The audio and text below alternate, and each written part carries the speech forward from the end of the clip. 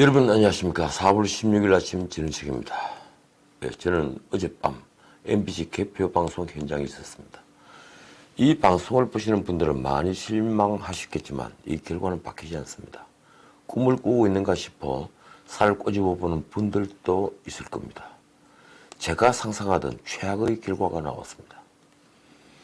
조선일보는 사설에서 정권의 실정이 아무리 커도 통합당만은 찍을 수 없다는 게 민심이라고 정리를 했습니다. 그렇습니다. 이게 민심입니다.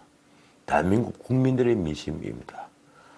모든 국민은 그들의 수준에 맞는 정부를 가진다고 한 알렉시스 토크베이의 말을 저는 잘 믿지 않습니다. 그러나 그 말이 이제 진실이 됐습니다. 국민은 우리 모두가 불가능하다고 믿었던 결과를 선택했습니다. 통합당은 위성정당인 미래한국당에다 선거를 앞두고 뛰쳐나간 몇몇 무소속까지 다 합해서 기껏 개헌선을 지키는 정도에 그쳤습니다. 문자 그대로 참패입니다.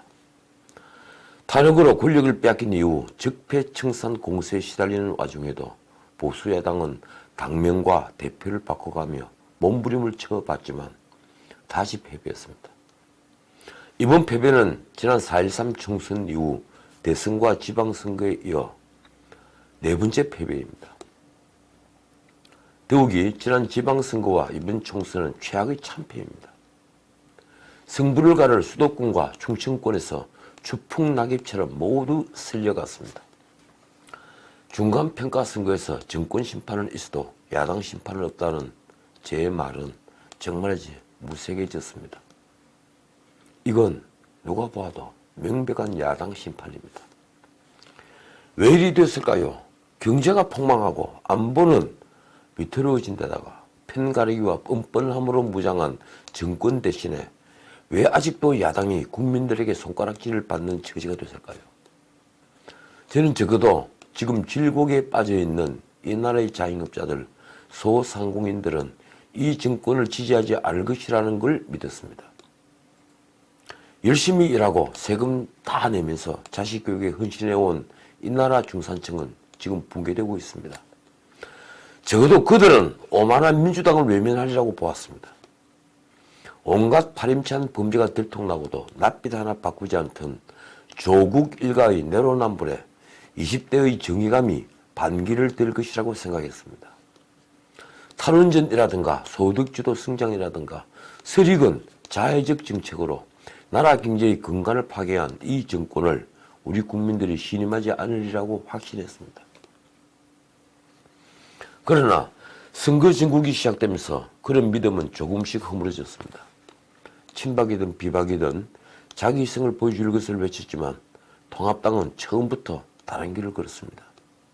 누굴 탓하겠습니까? 모두들 이런 선거에서는 지려야 질 수 없다고 믿었는데 그래서 겉으로만 혁신을 외칠 뿐이었습니다. 그러니 공천은 내놓고 한 사천이 됐습니다.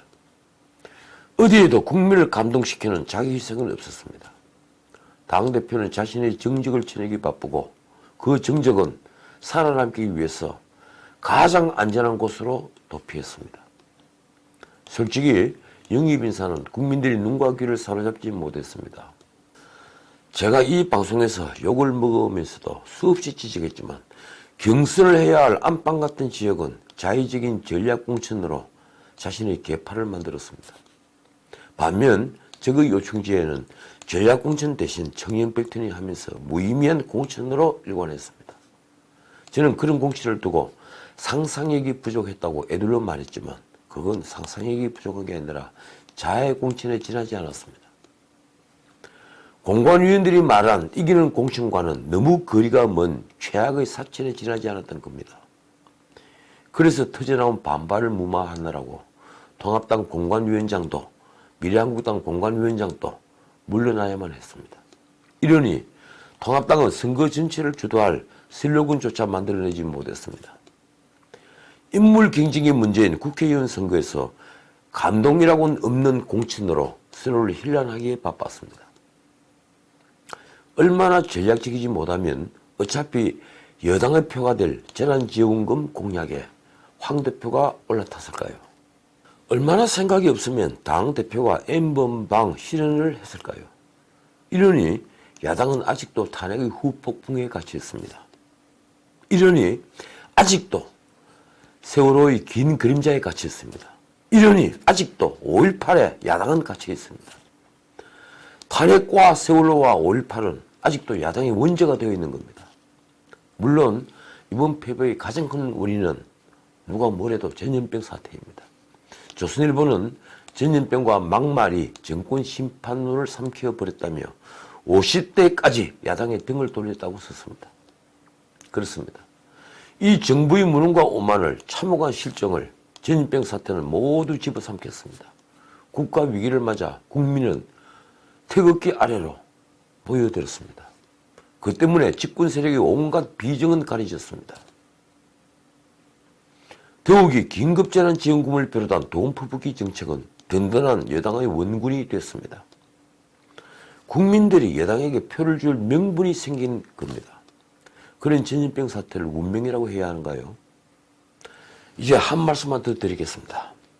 우리 곁으로 왔던 봄은 제가 우려하는 대로 무참히 그냥 지나갔습니다. 이제 뜨거운 여름이 펼쳐지겠죠. 그러나 그 여름을 즐깁시다. 저는 이때야말로 다시 시작할 때라고 믿습니다. 우리들이 뒤에 올 사람들에게 한마디 변명이라도 할 수 있으려면 지금 최선을 다했다는 걸 증명해야 합니다. 지금은 다시 용기를 낼 때입니다. 우리 모두 보수를 제거합시다. 2년 뒤 5월 화창한 날 피어있을 장미를 기다립시다. 지금까지 진우책이었습니다.